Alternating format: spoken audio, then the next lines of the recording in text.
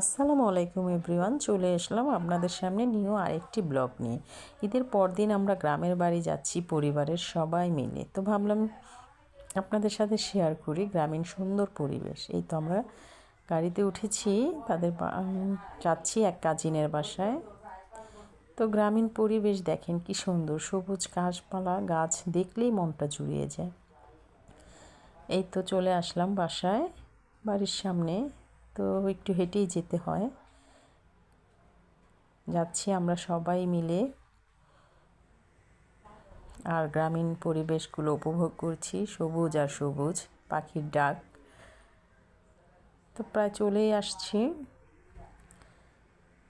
এই তো বাড়ির ভিতর ঢুকছি। বাচ্চারা তো এসেই ছোটোছুটি লাফালাফি শুরু করেছে। এই তো প্রায় বাড়িতে ঢুকে গিয়েছি। চীনা হাঁসগুলোও বসে আছে।